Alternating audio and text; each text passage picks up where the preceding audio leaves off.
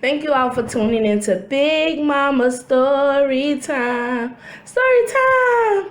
Don't forget to like, subscribe, comment to my page. Here we go.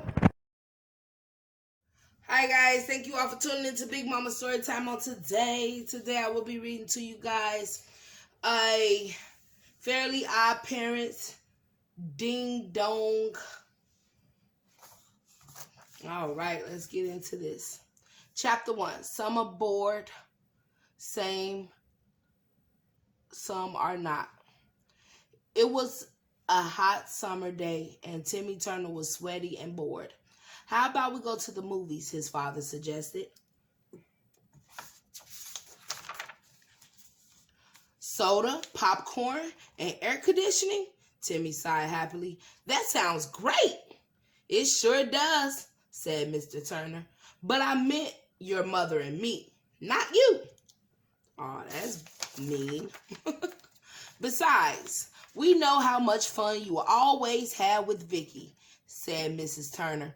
We'll be back at 6 o'clock. Bye-bye. As soon as Mr. and Mrs. Turner was out of earshot, Timmy's arch enemy, babysitter, commanded, I want to be alone. To your room, twerp. Timmy sighed and shrugged upstairs to his room. Chapter 2, Winter Games. Summer is so boring, Timmy complained to his Fairly Godparents, Cosmo and Wanda. I wish it weren't so hot. Ooh, let's make some winter, suggested Cosmo. Wanda agreed. That would cool things off and maybe even cheer you up, kiddo. Poof! Timmy's closet suddenly became a giant ice rink. A light snow was falling. Timmy cheered, rushed over to the door to his room, and locked each of the locks. There, that should keep Vicky out, he said. Now let's play some hockey. A moment later, the game was on. Hit me with your best shot, called Wanda from her position in front of the goal. Whee! Hockey is fun, in a painful kind of way, added Cosmo the hockey puck as he whizzed through the air. Chapter 3, Snow Problem. A while later, Cosmo and Wanda were feeling anything but hot. Wanda let out a huge sneeze. I'm going to sit down, Tibby, she said stuffily. I'm not feeling achoo very well. Me too. I have a headache, said Cosmo. For some reason, I keep hearing bells ringing. Uh-oh, Cosmo. You've taken too many slap shots to the head, worried Wanda.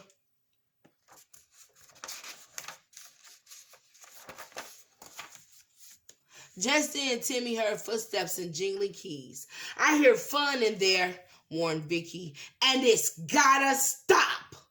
Timmy looked at his fairy godparents with alarm and ran to the door. Oh no! Quick, guys! I wish that Vicky hadn't found my keys. Did you hear what Tippy said?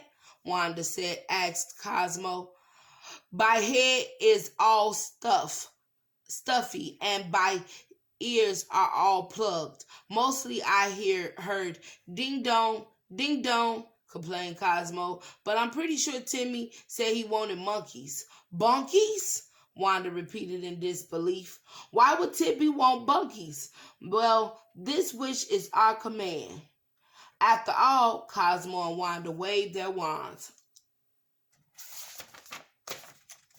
Suddenly, 4 monkeys appeared as Timmy gaped at his new guest. The door slammed open. What are those monkeys doing in here? Vicky demanded. Making a mess? Timmy replied uncertainly. You are so busted, Vicky shrieked. At the sound of her voice, all 4 monkeys looked up and shrieked in response. Vicky backed away as the monkeys moved toward her. They moved closer and closer. At the last minute, Vicky made a dash for the open doorway and took off running down the hall. The 4 monkeys followed close behind, chattering happily to each other.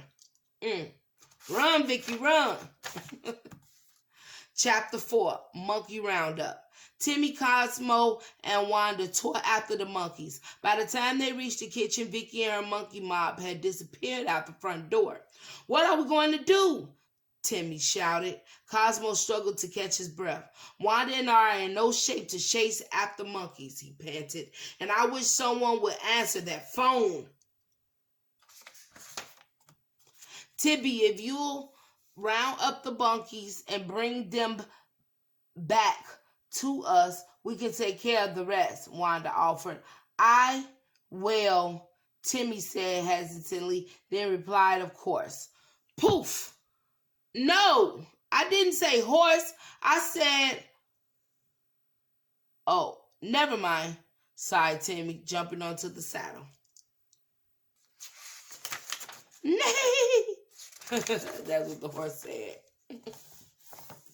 Timmy quickly rounded up 3 of the monkeys and headed back to the house. Hey, Timmy, nice horse and monkeys. Where'd you get them? Asked his friend Chester as Timmy galloped by.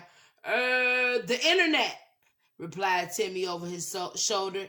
Everything's just a click away.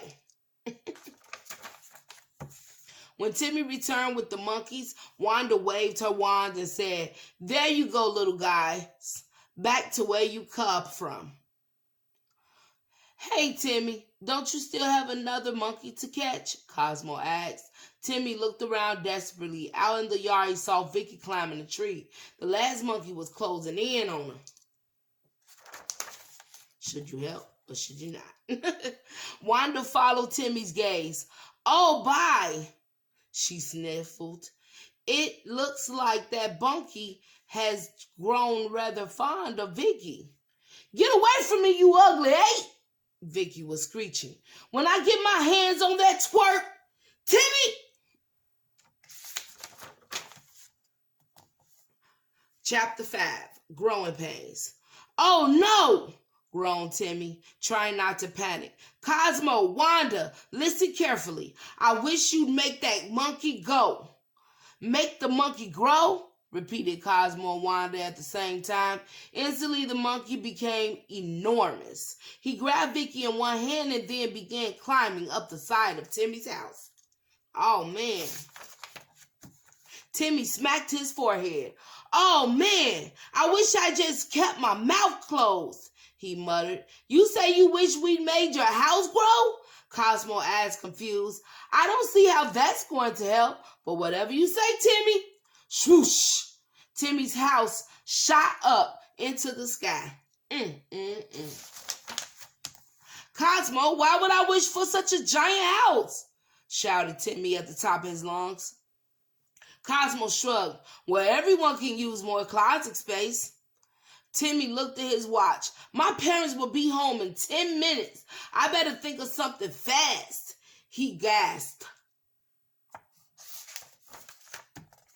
Chapter 6, King Kong Calling. Timmy pointed to his mouth. Read my lips, he told Cosmo and Wanda in his loudest, clearest voice. I wish I had a helicopter. He made a whirling suggestion with both hands. You said helicopter, right? Asked Wanda. Yes, Timmy shouted. Well, that's the first sensible thing you wish for all day, Cosmo said. Poof!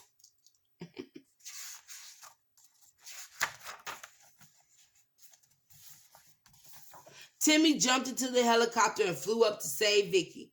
Vicky, jump on, Timmy shouted. No way, Runt, she screamed back. You don't even have a driver's license.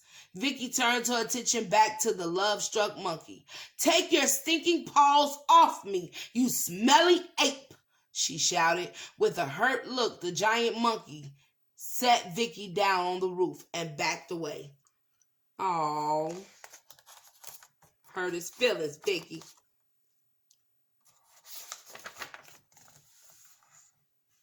I like to take this bobit to point out to our readers that monkeys are not apes, Wanda explained. While monkeys and apes are both anthropoid primates, It would be incorrect. And I'd like to point out that someone still needs to answer that ringing phone, interrupted Cosmo. Oh dear, said Wanda, blowing her nose. I was hoping your ringing ears would have cleared up by now.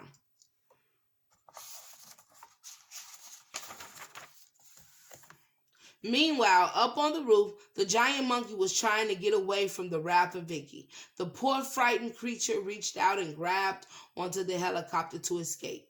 Timmy set the monkey on the ground next to Wanda and then landed the helicopter. Cosmo returned the house to its normal size, and a very confused Vicky climbed down from the roof just as Timmy's parents arrived home. Better not say nothing. She was going crazy. Hi, son. Timmy's father greeted him cheerfully. Looks like you, Vicky, and your giant ape had fun in your helicopter today. Maybe I'm lucky my parents are clueless, Timmy confided to the monkey.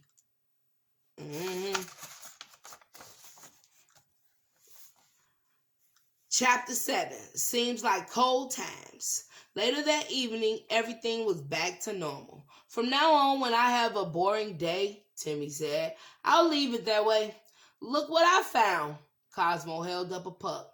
How about we use this thing the next time we play hockey? He suggested. That would be better than you.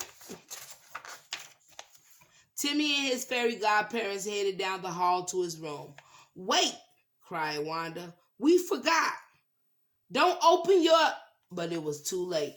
Timmy turned the knob and... Thump! A huge pile of snow fell on Timmy's head. Sorry about the snow, Wanda clucked. Want a tissue? Kiss you? Timmy asked. I better not. I think I just caught a cold. Achoo! All right, guys. That was Ding Dong. Thank you all for tuning in to Big Mama Storytime. Please don't forget to like, share, comment, and subscribe to my page if you haven't done so already. All right, guys. Bye.